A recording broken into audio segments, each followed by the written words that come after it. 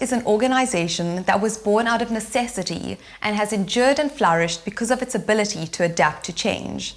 Founded in 1880 in Tsarist Russia out of a need to train up Jewish people for jobs in Eastern Europe, World Ort has now established itself in over 40 countries around the world and serves not only Jews, but the community at large, always remaining cognizant of its mission of empowering people through education.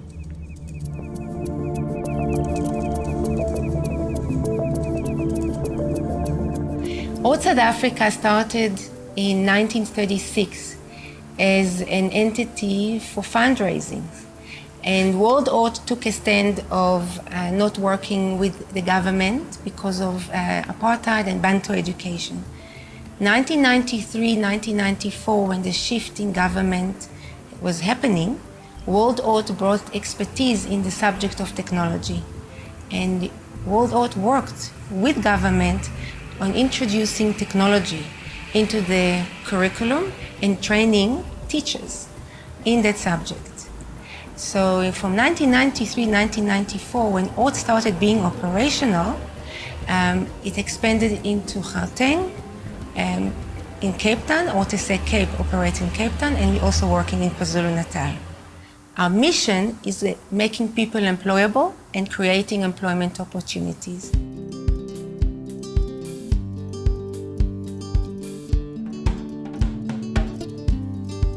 Working at Ort in 2013 as a mathematics facilitator here in Ivory Park. I started in grade 4 and currently I'm in grade 6. However, this is also part of extracurricular activities that we're doing here in Ort, in Ivory Park under Ort Be the First. Each school was free to choose a project of their choice. Actually, they had problems that they wanted to solve. So they thought of of a problem that they wanted to solve. And then they came up with the models. As you could see, all the different models, they were solving different problems in the society through modeling and programming. Good afternoon, everyone. I am Ramoni Mapuli. I'm Tima Matep. And I'm Logu Anzani. And we are here to present our digital thermometer. This is our Arduino board, which is our brain. We have connected our black wire on ground level, and on our breadboard we connected it on the negative side. And this red wire stands for positive. On our Arduino board we have connected it on 5 volts, and on our breadboard we connected it on a positive side. These are our resistors. This resistor contains of 220 kilo ohms, and this resistor contains of 10 kilo ohms. This is our thermistor. When we touch it, the temperature will show on the screen, and will show that your temperature is normal or not. The Ort math model, which was made possible initially by the sponsorship from Bidvest, started in 2007. And the model was a very unique model where we did teacher training that was based on assessment and gaps that we analyzed in the teacher's knowledge and skills, and together with classroom-based support and coaching, and together with provision of resources. Because we thought that any model that we'll bring in has to be adjusted to the schools that we work with, and we've had an opportunity to work with the teachers, go into the schools and find out exactly what the needs are, and that's how that model was developed.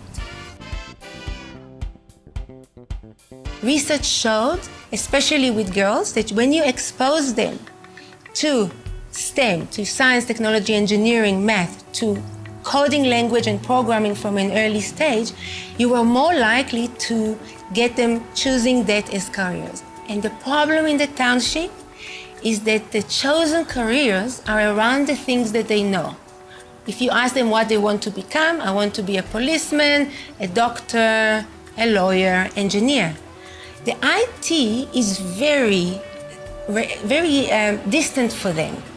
And this is why it's so important to expose those children, and you saw that they've got the capabilities to that, to expose them to what a computer is, and to expose them to coding and to the computing language from that early stage. So when they have the opportunity to choose career, that could be one of them.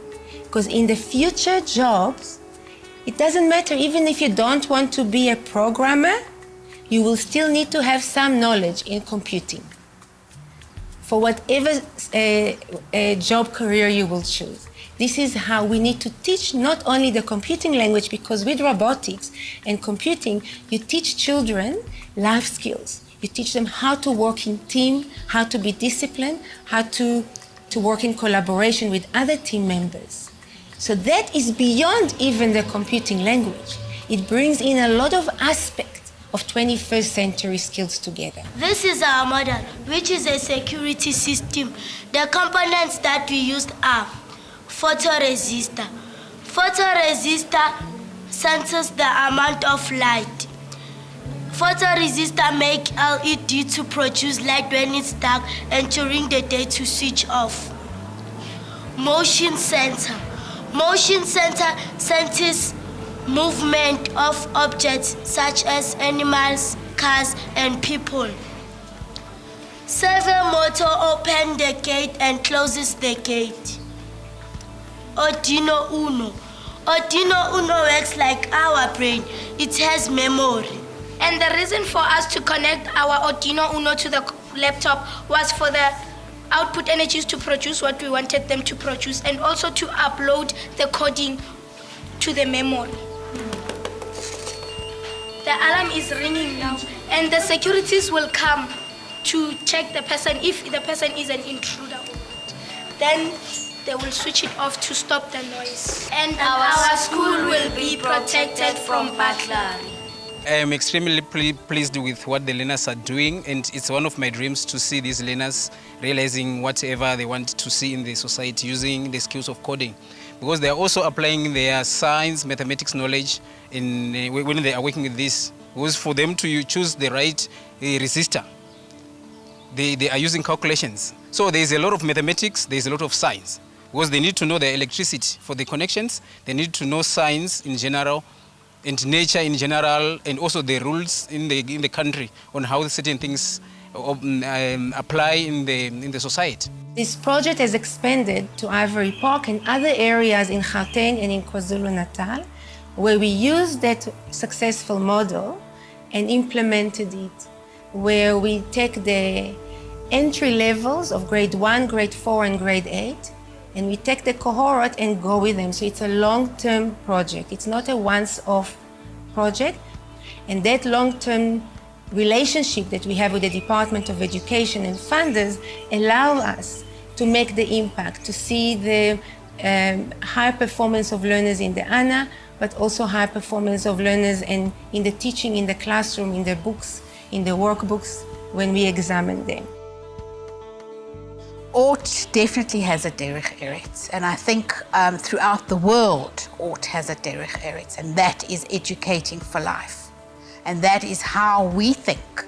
And Ort's motto and slogan is, if you teach somebody at an early age or any time, it's for life.